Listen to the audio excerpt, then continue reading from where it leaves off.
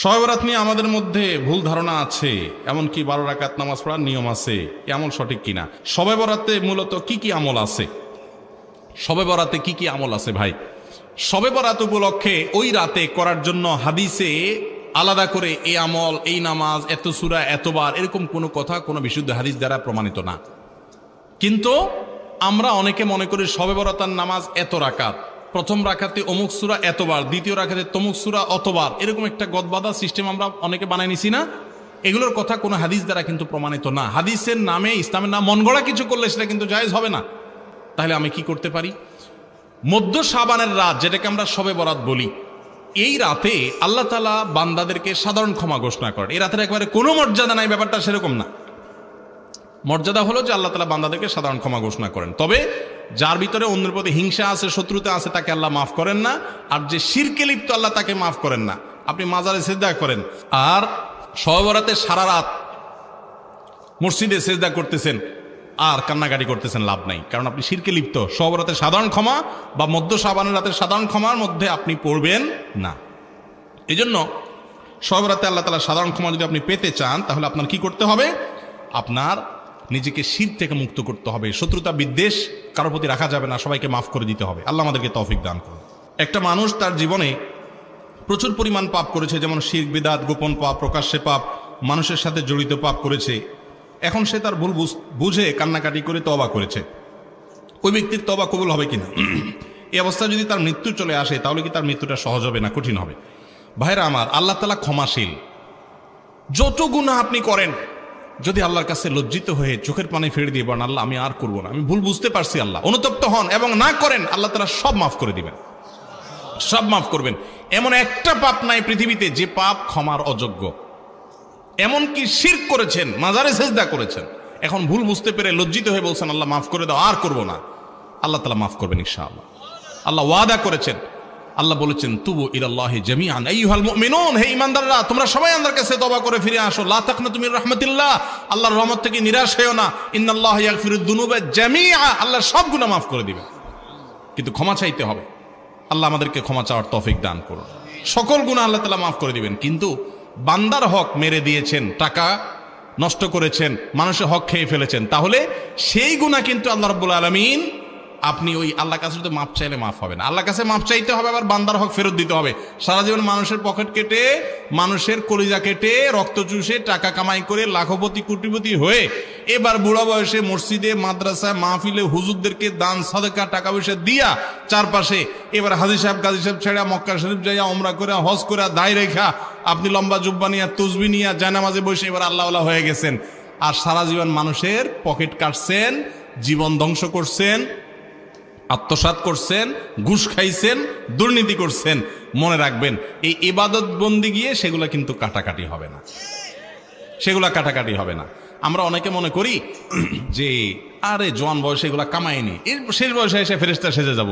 আপনি ফেরেশতা সেজে গেছেন, আমি চিনবো না, আমি দেখবো মাশাআল্লাহ কি সুন্দর দাড়ি, হাজী সাহেব গাজী সাহেব মাশাআল্লাহ, নারে তাকবীর, আলহামদুলিল্লাহ, কিন্তু আল্লাহ কিন্তু জানে আপনি কি করে আসছেন। তাহলে কি করতে হবে? যাদের হক মেরেছেন তাদের হক তাদেরকে ফেরত দিতে হবে। তাদেরকে যদি খুঁজে না পাওয়া যায়, তাদের তরফ থেকে দান করে দিতে হবে। এরপর আল্লাহর কাছে মাফ চাইবেন, মাফ হবে। বান্দার হক খুব ডেঞ্জারাস। আল্লাহ তাআলা আমাদেরকে বোঝার তৌফিক দান করুন। ভিন্ন ধর্মীরা কেন জাহান্নামে যাবে? অন্য ধর্মের মানুষরা কেন জাহান্নামে যাবে? এখন আমার প্রশ্ন হলো, অন্য ধর্মের মানুষরা তারা কি জান্নাত বিশ্বাস করে? বোঝেন নাই কথা? যে মুসলমান না সে কি জান্নাত বিশ্বাস করে? তাহলে আপনি তাকে জান্নাতে নিতে চাচ্ছেন, যে একজন মানুষ অন্য ধর্মের কিন্তু মানুষটা ভালো ছিল, সে কারোর ক্ষতি করে নাই, তাহলে এই লোকটা কেন জান্নাতে যাবে না? আমার প্রশ্ন হলো, যে যেটা বিশ্বাস করে না তারা যদি টাইনা ওই জায়গায় নেওয়া হয়, তার প্রতি সুবিচার হবে না অবিচার হবে? বুঝেন নাই কথা? একজন একটা বিশ্বাস করে না, তারা জোর করে টেনে ওখানে নিলেন, এটা কি তার প্রতি সুবিচার হবে না অবিচার হবে? তো যে জান্নাত বিশ্বাস করে না, যে আল্লাহরে বিশ্বাস করে না, তাহলে তার জন্য আল্লাহর কাছ থেকে আপনি জান্নাত আশা করেন কোন যুক্তিতে? বুঝেন নাই ভাইরা আমার? জান্নাত তাদের জন্য যে জান্নাতকে বিশ্বাস করে, যে আল্লাহকে বিশ্বাস করে। যে বিশ্বাস করে না তার সেখানে যাওয়ার কোনো অধিকার থাকতে পারে না। শবে বরাত নিয়ে আমাদের মধ্যে ভুল ধারণা আছে, এমনকি 12 রাকাত নামাজ পড়ার নিয়ম আছে, এমন সঠিক কিনা? আমি একটু আগেই বলেছি, সব রাতে নির্দিষ্ট কোনো নামাজ, নির্দিষ্ট কোনো রাকাত সংখ্যা, নির্দিষ্ট কোনো আপনার পদ্ধতি, এগুলো কোনোটা কোনো হাদিস দ্বারা প্রমাণিত না। আপনি আল্লাহ তাআলার পক্ষ থেকে সাধারণ ক্ষমার আশায় দোয়া করছেন, নিজের মতো করে ইবাদতবন্দেগি করছেন, সেটা আপনার ব্যাপার। কিন্তু শরীয়ত আপনাকে নির্দিষ্ট কোনো ফরম্যাট ঠিক করে দেয় না যে এই ফরম্যাটে আপনাকে করতে হবে। আমরা অনেকেই 5 ওয়াক্ত নামাজের খোঁজ খবর নাই, কিন্তু সব রাতের নামাজের রাকাত সংখ্যা, পদ্ধতি এগুলো আমাদের মুখস্থ এবং খুব প্র্যাকটিস করি। এর অন্যতম কারণ হলো আমরা মনে করি ওই রাত্রে ভাগ্য ঠিক হয়। অতএব এই রাত্রে যদি আল্লাহর কাছে একটু দোয়া দরুদ করে নামাজ কালাম পড়ে ভাগ্যটা নিজের পক্ষে করে নেওয়া যায়, তো আবার আগামী 1 বছর যা মনে চায় করব। বাংলাদেশের সবচেয়ে বেশি মানুষ মসজিদে আসে কোন রাতে? শবে বরাতে। মসজিদে মানুষ আসছে, এটা তো খুশির কথা, কিন্তু কথা হলো ওই রাতেই কেন বেশি আসে, অন্য সময় আসে না কেন? কাহিনী কি? কারণ মানুষ মনে করে ওই রাতে ভাগ্য ঠিক হয়।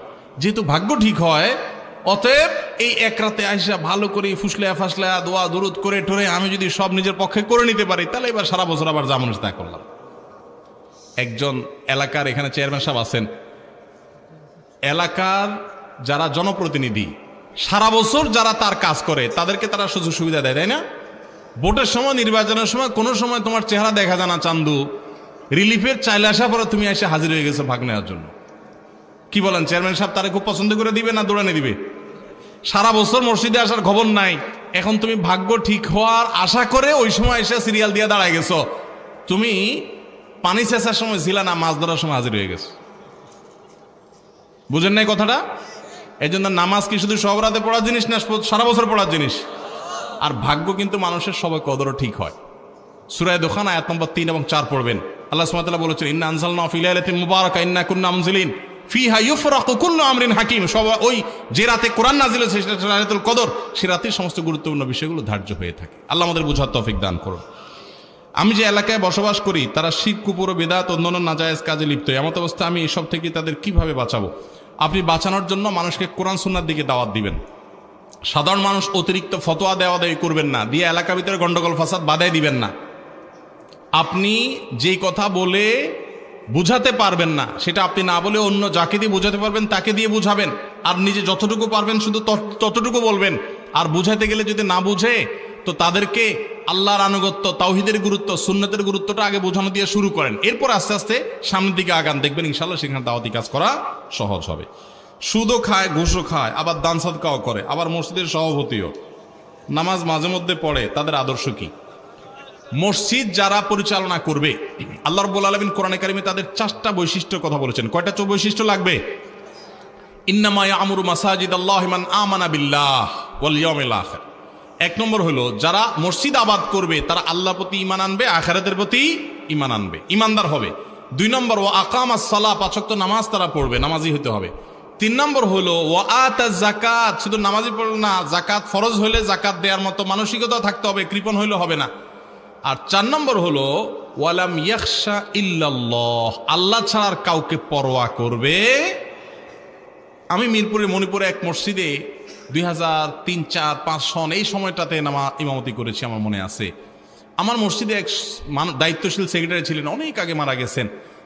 আমার নিয়োগের দিন উনি আমাকে বলে দিয়েছেন, হুজুর আল্লাহ আমাকে যে ক্ষমতা, পাওয়ার, গ্রহণযোগ্যতা যাই দিছেন, আপনি যতক্ষণ কোরআন হাদিসের আলোকে কথা বলবেন ততক্ষণ পর্যন্ত আপনার এই কথার সপক্ষে যা যা করা দরকার আমি করব। ওনার নাম ছিল হাজি জামাল হাজি। বলে যে আমি জামাল হাজি, আমি সেটা করব। মানে এলাকার নাম এই নামে পরিচিত ছিল। আর যদি আপনি কোরআন হাদিসের বাইরে কথা বলেন তাহলে আপনার বিরুদ্ধে কিন্তু আমি ওখানে দাঁড়ায় যাব। এবং এই আল্লাহর বান্দা কিভাবে এত দিন এই কনসেপ্ট তার ক্লিয়ার ছিল আমি বুঝি না। এখন তার জন্য আমি দোয়া করি দিল থেকে, আল্লাহ এরকম মানুষ কোরআন হাদিস সম্পর্কে এত স্বচ্ছ ধারণা মসজিদের সব লোকগুলো যদি হয়ে যেত কত সুন্দর হতো। আমার মনে আছে পরিষ্কার যে আমার প্রত্যেকটা ভালো কাজ করবার জন্য উনি এমনও হয়েছে যে একা দাঁড়িয়ে সহযোগিতা করেছেন, এমনও হয়েছে যে সহযোগিতা করতে গিয়ে আঘাতপ্রাপ্ত হয়ে ওনার মাথা ফাটায় দিয়ে ওনাকে রক্তাক্ত করে দিয়েছে বুড়া মানুষ, এরকমও হয়েছে। শুধুমাত্র কেন? কিছু মানুষ এখানে অন্যায় করতে আসছে, অন্যায় করতে দিবে না, সে তার উপরে আঘাত করা হয়েছে, সে আঘাত সহ্য করেছে, তারপর সে অন্যায় করতে দেয় নাই। তো আল্লাহ বলেছেন মসজিদ যারা পরিচালনা করবে ওয়ালাম ইয়াখশা ইল্লাল্লাহ, আল্লাহ ছাড়া তারা কাউকে পরোয়া করবে এই পরোয়া করবে না মানে আমি বলতেছি না যে তারা বেপরোয়া হবে, বেপরোয়া বলতে আমরা যা বোঝাই, কিন্তু বুঝাতে চাচ্ছি আল্লাহর ঘরে আল্লাহর বিধান অনুযায়ী চলতে দিবে। আর কাউকে তো অনেক মসজিদ দেখবেন সামনের দিকে জায়নামাজ 1 2 3 4 5টা 7টা রাখা আছে না নাই? ঢাকার একটা সম্ভ্রান্ত ভিআইপি এলাকার এক মসজিদে আমাকে একবার দাওয়াত দেওয়া হয়েছে। আমি যাই দেখেছি এরকম জায়নামাজ কতগুলা। আমি বললাম আপনারা সব ঢাকার একবারে ক্রিম এলাকার মুসল্লি, আমি জানি এখানে ভিভিআইপিরা নামাজ কালাম পড়েন, কিন্তু আল্লাহর ঘরে সব গোলাম হয়ে আসে, নেতা হয়ে কেউ আসে না। সো এখানে আবার কিসের জায়নামাজ দখল করি? এখানে রিকশালা যদি আগে আসে সে আগে দাঁড়াবে, আপনি পরে আসছেন আপনি পরে দাঁড়াবেন। পৃথিবীর কোথাও যদি সাম্য না থাকে মসজিদে সাম্য থাকবে।